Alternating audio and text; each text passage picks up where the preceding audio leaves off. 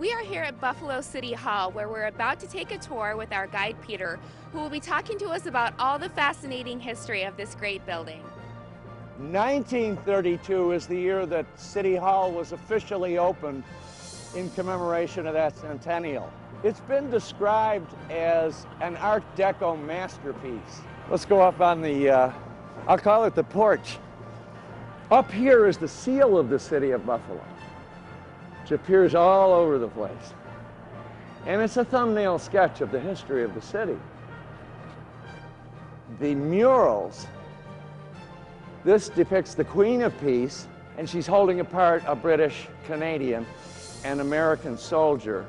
And one of the definitions of peace would be the absence of war. Seeing the mayor's office and getting a brief history of former mayors was one of many highlights. The room is surrounded with portraits of former mayors, including the most previous mayor, Tony Masiello, who was a former basketball player. Interesting for a tall guy, his is the only portrait of the room that runs this way instead of that way. I even had the privilege to meet Byron Brown. How's everybody doing? Good. Good, good. Well, I want to welcome you to the tallest city hall in the country. And City Hall is on the National Register of Historic Places, and we are very proud of the building and very proud of the work that Buffalo Tourist does in bringing so many people in to see our building, probably on a daily basis. After the mayor's office, we headed into the Common Council.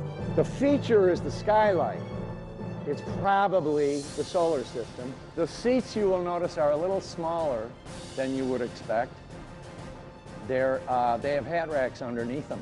Notice the columns that surround the room are surmounted by a variety of heads. The last leg of the tour was the observation deck. In front of us is the Liberty building with the two statues of Liberty on top. The Rand building is to the left of that with the huge electronic stuff on top. And way out in the distance, continuing left, you can see a building that looks like City Hall. It's the New York Central Terminal.